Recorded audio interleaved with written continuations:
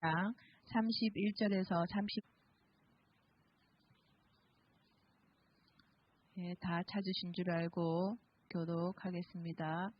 그때에 예수의 어머니와 동생들이 와서 밖에 서서 사람을 보내어 예수를 부르니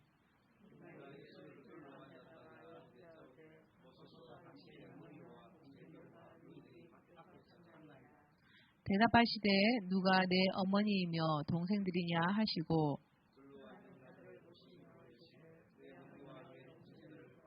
함께 읽겠습니다. 누구든지 하나님의 뜻대로 행하는 자가 내 형제요 자매요 어머니니라. 아멘.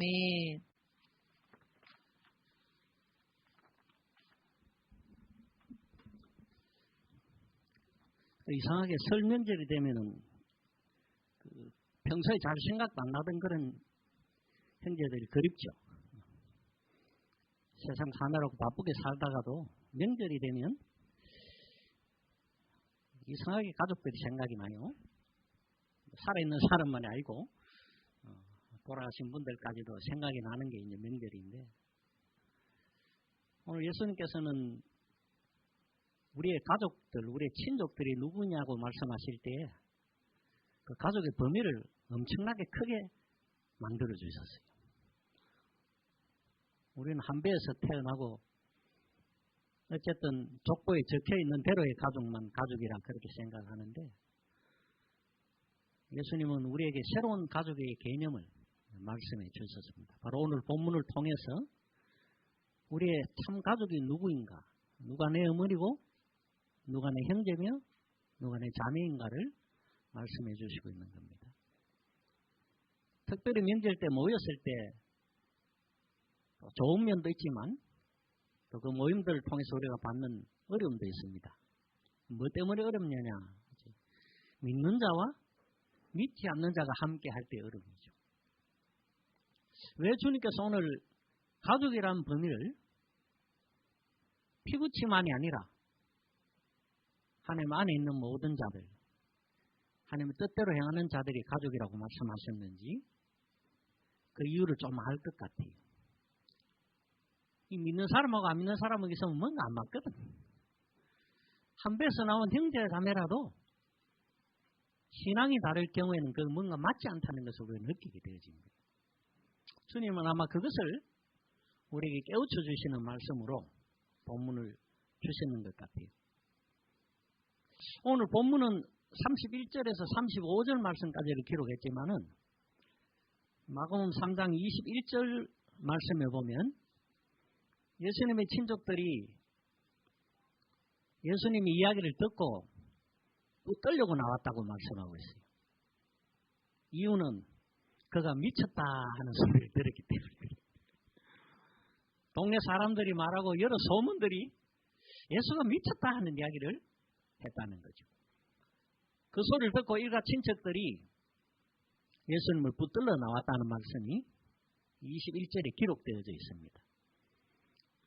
그 사건이 있었던 이유는 예수님이 귀신도 쫓아내고 병든 자를 고치고 수없이 많은 사람들을 고치시며 낫게 하셨다는 소문과 사실들을 통해 수많은 사람들이 예수님의 고침을 받기 위하여 나아왔던 거죠. 그래도 예수님께서는 가버나움 회당에 서기관들과 더불어서 논쟁을 하기 시작했어요. 그 논쟁이 뭐냐면 바알세불이라는 것에 대한 논쟁이었습니다. 이 바알세불이라는 말은 뭐냐면 그 당시 사람들이 이해하고 있던 귀신의 왕입니다. 예수님께서 귀신을 쫓아내는 것은 다른 것이 아니라 네가 귀신의 왕이기 때문에 다른 귀신들을 명령해서 나가라고 하는 거 아니냐? 다른 말하면 네가 귀신 들렸다 하는 이야기. 그것 때문에 귀신에 관한 논쟁과 성령께서 하시는 역사에 관한 논쟁을 하기 시작했던 거죠. 이유가 있습니다. 귀신 들린 사람이 예수님을 만나면 그 앞에 엎드려져 가지고 하는 말이 과연 당신은 하나님의 아들입니다 라고 그렇게 말했거든요. 그 사건으로 인하여 가버나움 회당에서 서기관들과 더불어 논쟁하고 있을 때에 그때 예수님의 어머니와 누이가 찾아오게 된 것이죠. 그럴 때 주님께서는 그들을 향하여 말씀을 하십니다. 그 이전에 보면은 그 가족들이 와서 예수님을 찾았다고 그렇게 말해요. 근데 회당 안에 들어가지는 못하고 밖에서 찾았다 그렇게 말합니다.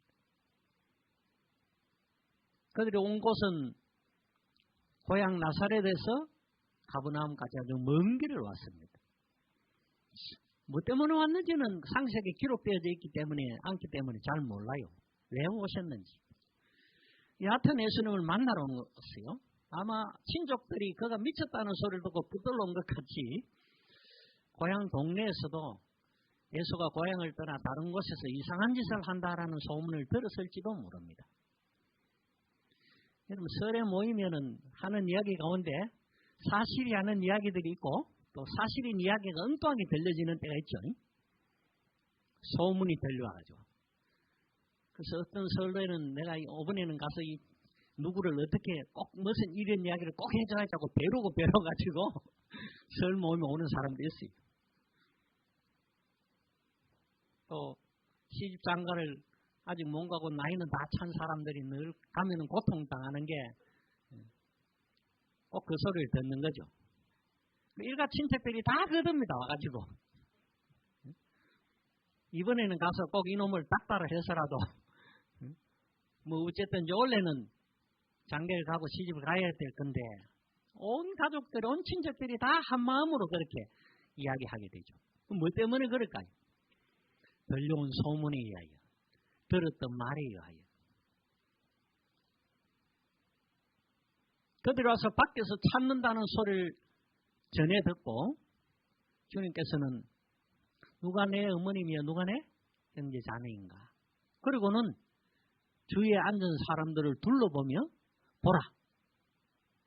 내 어머니와 내 형제들이. 그 말은 예수님이 자신의 혈족을 부인한 것이 아닙니다. 내 어머니와 내 형제 자매가 아니다라고 부인한 것이 아니라 그들은 혈육적인 가족이지만 오늘 여기 나와 함께 앉은 자들을 보라. 한번 둘러보세요. 그리고 주님이 말씀하십니다. 내 형제 자매라고. 우리 교회 와가지고 이제 밥 같이 먹고 하면 식구가 되는 거죠. 식구란 말은 곧 친족이 되는 거죠. 피부친은 아니라도. 어쩌면은 우리 교회 식구들이 혈육보다도 더 가까운 그런 친족이 되어져 있을지도 모릅니다. 우리는 매주 만나잖아요. 그 일가 친척들 생각해보세요. 1년에 몇 번 만나는지. 코로나 때문에 몇 년 동안 또 못 만났다. 사실적으로 우리의 삶 속에서 우리의 생활 속에서도 교회라는 공동체의 형제 자매들, 교회라는 공동체의 식구들은 혈족보다 훨씬 더 가까운 그런 형제 자매가 되어 있다는 것을 우리는 알게 됩니다. 이웃 사촌이라 하죠. 가까운 이웃 사촌. 먼 친척보다 가까운 이웃 사촌이 더 낫다고 세상 사람들도 이야기하잖아요. 자주 만나고 자주 보는 자가 훨씬 더 친근함을 느끼고 그런 사람들이 훨씬 더 가족에 가까운 사람이라고 모두가 여기게 되는 거죠. 근데 주님께서는 자신을 따르며 함께하는 자들을 둘러보며 내 형제 자매라고 말씀하실 때에 한 가지 조건을 말씀하세요. 그게 오늘 본문 35절의 말씀입니다. 누구든지 하나님의 뜻대로 행하는 자가 내 형제요, 자매요, 어머니라고 말합니다. 여러분 좋은 친구가 된다, 또 좋은 친구다라고 말할 때는 그 친구하고 생각이 같고 마음이 같고 뭔가 느끼는 게 같고 같은 게 많을 때 그래요. 같은 게 나하고 하나도 없는 사람을 친구로 사귀는 사람은 아무도 없습니다. 원수지 그거는. 뭔가라도 같은 게 있어야 무엇이라도 한 가지는 서로 통하는 것이 있어야 친구가 되는 거죠. 수십 년을 살아도 부부가 통하는 게 한 개도 없으면 부부가 아니라 마음이지. 아무리 찌개도 볶고 싸워도 부부는 부부다라고 말할 때는 그 이유가 뭔가요? 뭔가 한 가지는 서로 통하는 게 있는 게라. 그러니 살지 않거나 못 살 거 아니에요? 함께 한다는 것, 특별히 뜻을 같이 하고 마음을 같이 한다는 것은 너무나 중요한 거죠. 왜요? 뜻과 마음이 같을 때는 그 어떤 어려움이라도 그 어떤 환경이라도 함께 이겨나갈 수 있기 때문입니다. 보통 친하게 지내다가 아주 가까이 지내다가 의가 상해가지고, 여기 의라는 말이 뭐예요? 뜻이 틀려가지고, 그죠? 뜻이 틀려가 마음이 상하는 기라. 그러니까 이전에 친구처럼 그렇게 가족처럼 가깝게 지내던 사람들이 이제는 원수보다 더 못하게 지낼 때가 많잖아요. 그게 뭐 때문이에요? 생각이 달랐기 때문에, 뜻과 마음이 달랐기 때문에 그런 겁니다. 주님께서는 우리에게 형제 자매가 될 수 있는 것은 하나님의 뜻대로 행하는 자라야라는 조건과 단서를 이야기해 주고 있는 것을 봅니다. 그런데 문제는 우리가 하나님의 뜻이 뭔지 모른다는 거예요. 그걸 알아야 뭐 하나님의 뜻대로 행할 수 있을 거 아닙니까? 형제 자매가 되려면 하나님의 뜻대로 행해야 되는데 하나님의 뜻이 뭔지 모르고 어떻게 형제 자매가 되냐는 거예요. 그래서 하나님의 뜻이 뭔지 살펴보려고 성경에는 하나님의 뜻에 관하여 딱 세 구절로 말씀하고 있어요. 첫 번째가 데살로니가전서 4장 3절입니다. 하나님의 뜻은 이것이니 너희의 거룩함이라. 여러분 설 명절 때 믿는 자 믿지 않는 자의 곤란한 점들이 있다 그랬죠. 요즘은 세월이 많이 좋아져가지고 그런 건지 어떤지 모르겠지만 그런 일들이 많지는 않습니다. 그러나 과거에는 믿는 자와 믿지 않는 자의 가장 큰 문제가 제사였습니다. 우상에 절할 수 없는 것. 더군다나 뭐 종갓집 종부는 뭐 더했죠. 피할 수 없는 일이었습니다. 그 시집을 안 갔으면 모르지만은 시집을 간 이상은 어쨌든 시댁을 따라야 할 일들이 많죠. 마찬가지로 믿는 아들도 종갓집에 종손이 되어 있을 때 굉장히 곤란합니다. 도망갈 수도 없고 뭐 어쩔 수도 못하고. 그래서 과거의 이야기를 들어보면 그랬대 속으로. 주님 이 절하는 게 내가 지금 귀신한테 절하고 조상한테 절한 게 아닙니다. 무릎이 부실해가지고 엎어졌을 뿐입니다. 뭐 절했다 하기는 마음이 그러니까 내가 엎어졌을 뿐입니다. 와 이리 미끄럼노 하고 엎어지고 한번 절하고 자기 자신은 그렇게 스스로 위안했다는 얘기기도 하겠죠. 어쩔 수 없는 피할 수 없는 일이었다는 것을 고백하는 말이기도 할 겁니다. 제일 큰 어려움 중에 하나가 명절 때 일어나는데 그것은 곧 거룩함에 관한 일들입니다. 대부분이 거룩과 관련되어 있는 일들이기 때문에 고통을 당하게 되는 것입니다. 오늘 거룩함이라고 말할 때 대표적으로 그 거룩함에 대하여 문제를 곧 음란을 버리고 이렇게 말해요. 어쩌면 우리의 모든 거룩함들을 해치는 가장 큰 요인은 음란함이죠. 여기 음란이라는 육체적인 음란만을 말하는 게 아니에요. 우리는 음란함 하면 꼭 뭐 육적인 음란함만 생각하는데 그렇지 않습니다. 성경은 언제나 이스라엘 백성들을 향하여 뭐라고 말하고 했느냐면 이 음란한 사람들아, 이 음란한 종족들아, 이 음란한 백성아 이래 말했어요. 그럼 이스라엘 민족들이 전부 육적으로 다 음란했느냐? 그게 아니에요. 가장 우선적으로 그들은 영적으로 음란한 백성들이었습니다. 하나님을 섬긴다라고 말하면서 그와 함께 우상도 겸하여 섬겼던 거예요. 성경은 우리에게 십계명을 통하여 말씀해 주시기를 음욕을 품는 자마다 음란 죄를 범했다라고 말해요. 여러분 오늘날 우리의 기준으로 이야기한다면 그거는 죄가 안 되는 거예요. 그러나 성경은 그것을 죄라고 말합니다. 그 말은 뭐냐면 인간들의 삶 가운데서 가장 큰 거룩함을 해치는 또는 거룩지 못하게 만드는 요소의 죄악이 음란이라는 것을 대표적으로 말씀해 주고 있는 것을 보게 되어집니다. 마음으로 짓는 죄.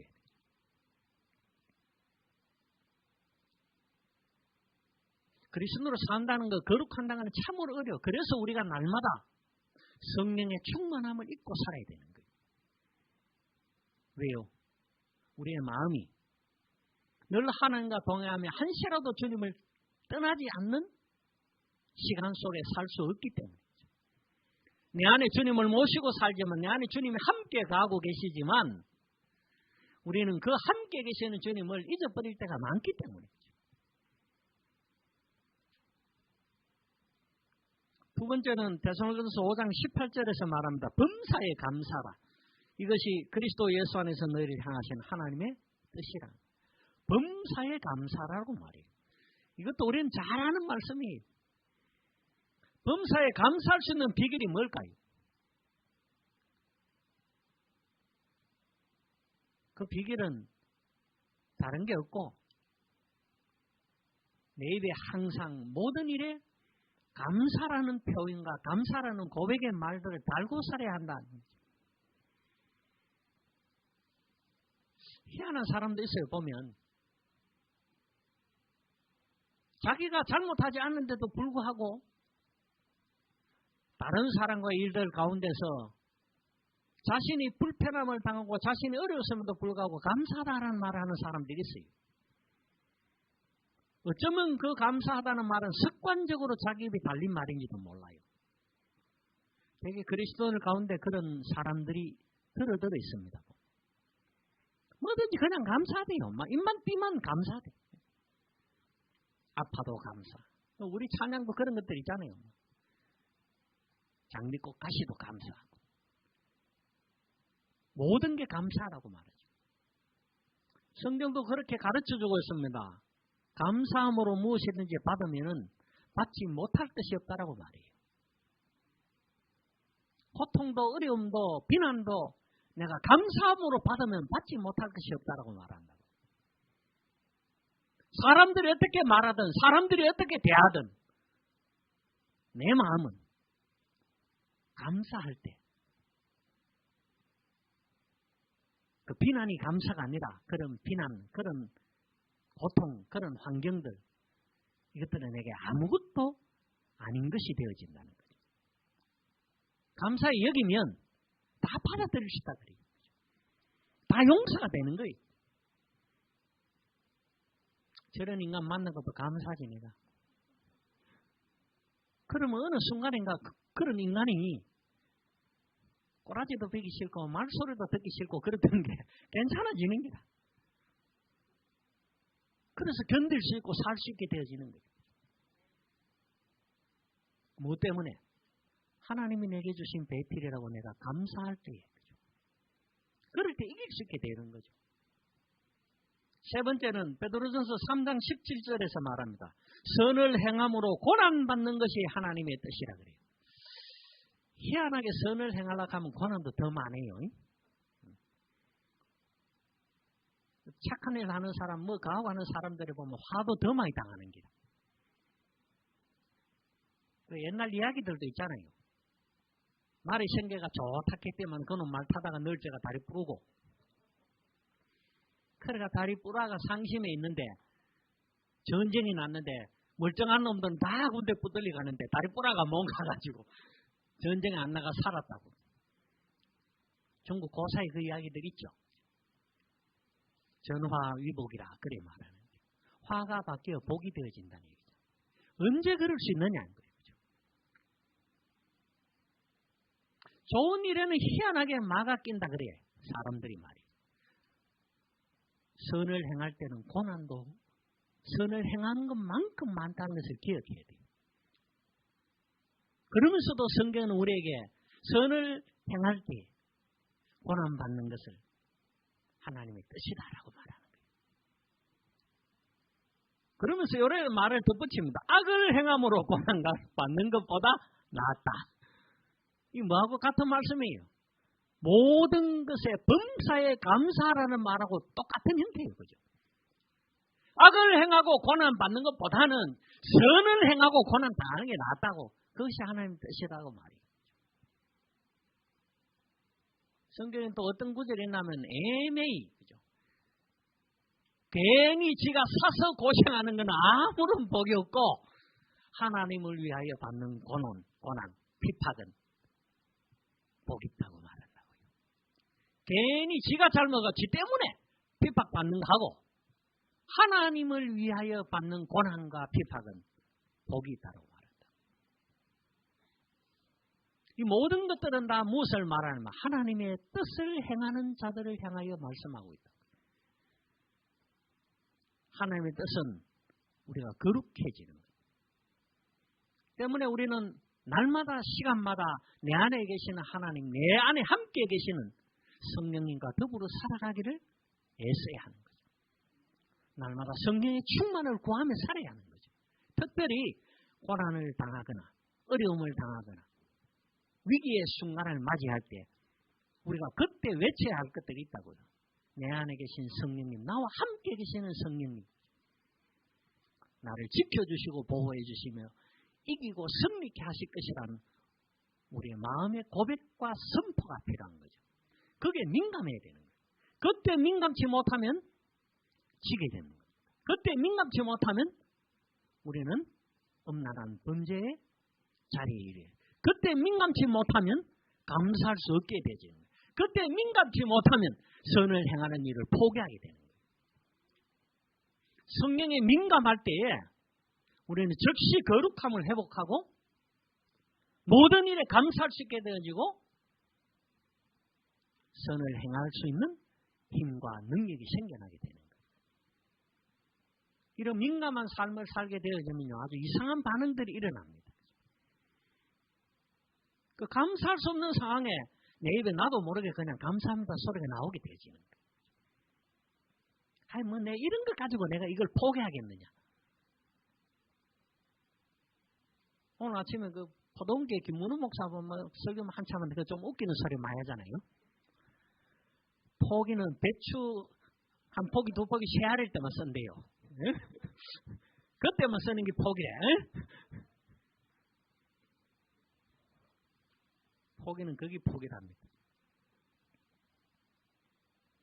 성령에 민감하게 살 때는 우리가 갖고 있는 우리의 신앙의 삶, 우리의 모습, 하나님의 뜻대로 행하고자 하며 하나님의 뜻대로 살고자 하는 우리의 모든 것들이 지켜질 수 있게 되어진다는 거예요. 그래서 좀 민감해야 돼요. 다른 데는 민감하면 안 돼. 희한하게 우리는 안 좋은 거에 민감해. 기분 나쁜 일에 민감하고 엉뚱한 것에 민감하게 살 때가 많다. 성경 우리에게 깨우쳐주고 있습니다. 그런 것이 아니라 거룩함에 민감해야 하고 선한 일을 행하는 것에 민감해야 되고 감사에 민감해야 된다고 성경은 가르쳐주고 있습니다. 왜요? 그것이 하나님의 뜻이기 때문입니다. 이렇게 하나님의 뜻을 행할 때에 우리는 형제, 자매가 되어진다는 거예요.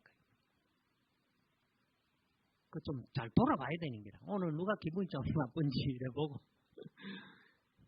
그래서 선을 행해야 되는 거예요. 내가 위로하고 격려하고 나도 힘들고 피곤하고 지치고 아프지만 내보다는 그래도 저 인간이 더 힘든갑다. 그걸 위로해줘야 되는 거예요. 그 위로를 통해서 위로를 받는 형제 자매가 내가 이리 힘들고 아픈데도 저 인간도 보이기에는 표정이 별로 안 좋은데 날 위로하기 감사할 수밖에 없죠. 그래서 서로 감사하게 되어지고 그럴 때 우리는 하나님의 뜻을 행하는 자가 되어지는 것이죠. 성경에는 또 이렇게 말하는 부분들이 있어요. 네 이웃이 누구인가? 성경은 희한하게 이웃의 범주와 이웃이라는 것에 대한 것도 넓혀주고 계세요. 형제 자매만을 말씀하시는 것이 아니라 주님께서는 사람들의 관점, 그리스도인이라는 사람들의 관점을 바꾸어 놓으시기를 원하셨던 거죠.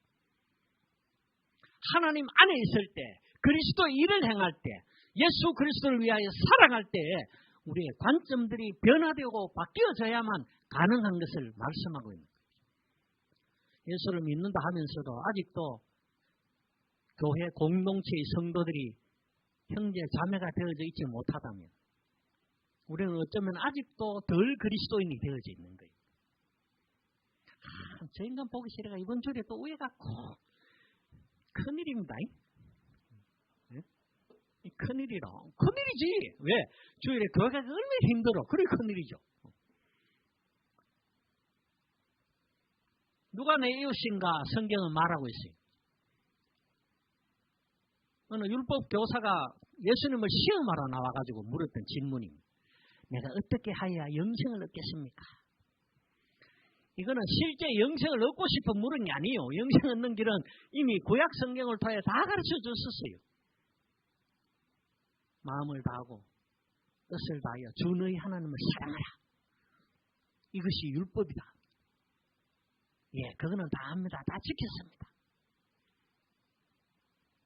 그때 주님께서 비유를 들어서 하신 말씀이 바로 오늘 이 말씀입니다.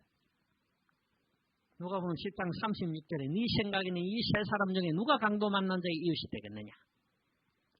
이 세 사람이 누구냐 하면 한 사람은 제사장이었어요. 어떤 사람이 예루살렘에서 예리고로 내려가다가 강도를 만났다고 비유를 들으셨어요. 근데 그 강도 만나가지고 옷도 다 뺏기고 상처가 나가지고 쓰러져 있는 걸 보고 마침 제사장이 그 길이 지나가다가 그 꼴을 보고는 피하여 돌아갔다고 말이에요.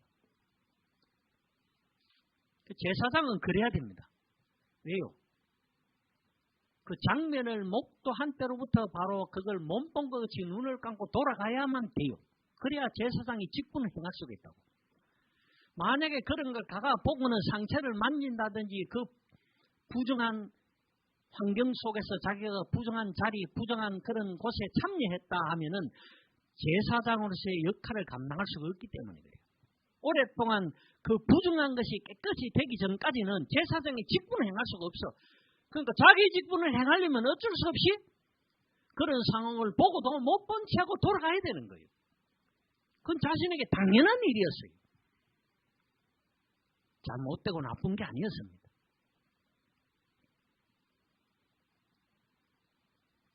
그래서 옛날에는 구약 성경을 통해서 볼 때 악한 일을 하는 사람들이 있을 때 예수님께서는 신약에서 그렇게 말씀하셨죠. 이 회칠한 무덤 같은 인간들하거든요. 그 회칠한 무덤이 뭐고 하면은 그 당시에는 장례 문화가 그렇게 뭐 깊은 매장의 문화는 아니었어요. 그냥 돌무더기를 쌓고 뭐 이래놓거나 뭐 그냥 묻어놓은 거예요. 그냥 덮어놓은 거예요. 묻어놓은 게 아니라. 그러니까 그런 부정한 곳에는 뭘 갖다 뿌려놨냐면 석회를 뿌려놓은 기라. 표를 해놓은 거예요. 그래서 하나님과 관련된 거룩한 일을 행하는 사람들은 그것을 밟지 않도록 회칠을 해놨다는 거예요. 그죠? 유대 무덤들에는 가면 다 회가 칠해져 있어요. 눈가래만 해놓은 거죠. 부정한 것을 가하지 않도록 그냥 드러나도록 표시를 해놓은 건데 그 위기, 그 순간만 피하면 된다고 해놓은 거예요. 그죠? 그래서 서기관들이나 율법 선생들을 이 회칠한 무덤 같은 사람들이라고 그렇게 예수님이 비난하셨던 거예요. 그 이유들은 그들이 그것을 밟을 때 부정한 자들이 되어서 자신의 직분을 행할 수 없기 때문이었습니다. 레위인도 지나가다가 똑같이 그랬어요. 그 장면을 보고 그 광경을 보고는 돌아서 갔습니다. 그런데 한 사람이 그를 부축하고 구축하여 여관에다가 잘 모시다 놓고 병을 치료해 줄 뿐만 아니고 여관 주인에게 돈까지 주어가면서 이 사람을 돌봐주라. 만약에 경비가 부족하면 내가 돌아오는 길에 그 병을 더 주리라. 그러고는 맡겨뒀던 겁니다. 그는 유대인들이 경멸하던 사마리아인이었습니다. 하필이면 또 그 돕는 자를 왜 사마리아인을 썼는가? 바로 이 이유 때문입니다. 주님이 그러고는 율법 교사한테 물었다고요. 네 생각에는 이 세 사람 중에 누가 강도 만난 자의 이웃이 되겠느냐? 그러니까 37절에 자비를 베푼 자니이다. 이때 이 율법 교사가 사마리아인입니다. 이 소리도 안 해요. 왜요? 유대인에게 있어서 사마리아는 마치 거지와 상종 못할 인간으로 취급하고 생각하기 때문입니다. 상종 못할 그 인간을 예수님의 비유에 드신 것은 그들이 인정할 수 없지만 차마 인정할 수 없는 그 사람에 대하여 인정할 수밖에 없는 대답을 그에게 듣기 위함이죠. 그러니까 같은 유대인이라면 기쁘게 이래 말했을 거예요. 자비를 베푼 유대인입니다. 이랬을 거예요. 그러나 그들이 가장 싫어하는 사람을 예를 들어 그가 행한 일에 대하여 누가 참 이웃이겠느냐고 말할 때 어쩔 수 없이 그가 대답하기는 사마리아인입니다. 소리는 못했지만 자비를 베푼 자입니다. 라고 말했던 거예요. 주님이 비유로 드셨던 사마리아인을 참 이웃이라고 고백할 수밖에 없는 그 환경, 그 상황을 만들어 놓으신 거예요. 주님이 비유를 드신 거 보면 참 재밌어요. 비유에 나오는 인물들이나 사건들이나 이런 걸 보면 꼭 받아들일 수 없는 그런 환경, 그런 상황, 그런 사람들에 대해 비유를 드신다고. 그래 놓고는 질문을 또 그래 하시는 게 맨날. 그래요. 안 받아들일 수가 없는 거예요. 왜요? 하신 말씀이 다 맞으니까 아니 세 사람 중에 누가 강도 만든지 이웃 되겠느냐 하는데 거기에 제사장입니다. 이 소리 왜 합니까? 주님은 그것을 억지로라도 받아들이게 만드신 거예요. 무엇을 바꾸어 놓으셨느냐? 사람들이 생각하는 관점을 바꾸어 놓으신 거예요. 우리가 생각하던 형제 자매라는 관점을 바꾸어 놓으신 거예요. 혈육만이 우리의 형제 자매가 아니라 하나님의 뜻을 행하는 공동체가 형제 자매라는 것을 알려주신 것이에요. 주의 일을 위하여 못 본 채 돌아간 자만이 아니라 손을 내밀어 자비를 베푼 자가 참 우리의 이웃이라는 것을 보게 하시고 알게 하셨던 관점을 바꾸어 놓으신 것을 보게 됩니다. 이것뿐만 아니에요. 다른 관점을 또 바꾸어 놓으신 게 있어요. 그게 원수에 대한 거예요.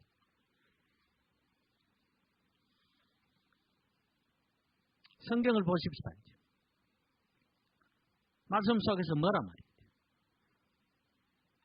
너희 원수를 사랑하며 너희를 미워하는 자를 선대하며. 어째 원수를 사랑하고 미워하는 자를 선대할까요? 더 나아가서 이런 말입니다. 저주하는 자를 위하여 축복하며. 희한한 말이죠. 너희를 모욕하는 자를 위하여 기도하라. 기도가 나오겠습니까? 입장 바꿔놓고 생각해서 주님 이때 기도가 나오겠습니까? 원수를 위해서 때리치기도 시원찮을 만한데. 그런데 원수를 위하여 기도하라고 말이에요. 너희 이 밤을 치는 자에게 저 밤도 돌려대고 밤 한 대 맞은 것도 지금 분해 죽겠는데 다른 밤도 갖다 대래. 거기 뭐 쳐봐 이게 아니고 응? 겉옷을 빼앗는 자에게는 속옷도 거절하지 말고 할 수 없는 일을 요구하고 계세요. 사람의 관점과 생각으로서는 도저히 할 수 없는 일을 주님께서는 요구하고 요청하고 계시는 것을 보게 됩니다. 내게 구하는 자에게 주면 이것을 가져가는 자에게 다시 달라 하지 말고 남에게 대접을 받고자 하는데도 너희도 남을 대접하라. 이것이 원수를 사랑하는 거라고 말해요. 참 사랑이 뭐냐? 원수 사랑이 이런 거라고 말해요. 여러분 오늘 설명절 곧 맞이하기 위해서 자꾸 그 말씀을 드리지만은 우리 일가 친척들 간에는 이런 사람이 있다고. 원수보다 더 못한 사람이 있다고요. 그런데 오늘 그런 사람들을 향하여 성경은 그들을 사랑하라. 그들을 위하여 기도하라. 그들을 위하여 축복하라. 그들을 우리에게 행한 것들에 대하여는 잊어버리라 말씀하고 있는 거예요. 오히려 그들을 대접하라고 성경은 우리의 관점을 바꾸어 놓으신 걸 보게 됩니다. 특별히 이번 설에는 믿지 않는 자들과 함께하는 형제 자매가 되기 위하여 그들이 복음을 받아들이고 예수 그리스도 안에서 참된 형제 자매가 되어지는 일을 위하여 기도하고 그들을 품어야 할 우리가 되기를 바랍니다. 마음을 좀 넉넉하게 열고 원수를 사랑하는데 그냥 사랑하는 게 아니고 축복하고 기도하고 이 밤이 아니라 저 밤도 둘러대고 그것이 아니라 속옷까지 내주고 그들을 품어줌으로 참된 형제 자매가 되지는 왜요? 그것이 하나님의 뜻대로 행하는 것이기 때문에 우리가 하나님을 믿으며 그리스도인이라면 그의 말씀에 순종해야 될 일도 필요하죠. 순종은 곧 우리가 축복을 받는 비결이기 때문입니다. 이번 구정에서 친척들을 만나지 못하고 또 대면하지 못한다 할지라도 명절을 통해 그들 위하여 기도할 수는 있잖아요. 복음 안에 한 형제 자매가 되기를 참된 혈육이 아니라 하나님의 뜻 안에서 형제 자매가 되어질 수 있는 그래서 원수처럼이 아니라 참으로 가족으로 지날 수 있는 그런 일을 위해 우리가 기도하며 그들을 축복할 수 있는 그런 복된 명절이 되어줄 수 있기를 주의 이름으로 축원합니다. 같이 한번 기도하겠습니다. 함께 한번 기도하십시다. 내 일가 친척 가운데 오늘 말씀처럼 우리가 함께 품고 축복하며 기도할 영혼이 누구인가? 주님 이번 명절엔 만나지 못한다 할지라도 우리가 그 영혼을 위하여 축복하며 기도할 수 있게 해 주옵소서. 그리함으로 하나님의 뜻 안에서 하나님의 뜻대로 행하는 참된 형제자매가 되어줄 수 있는 은혜를 허락하여 주옵소서. 우리 한번 함께 통성으로 기도하십시다.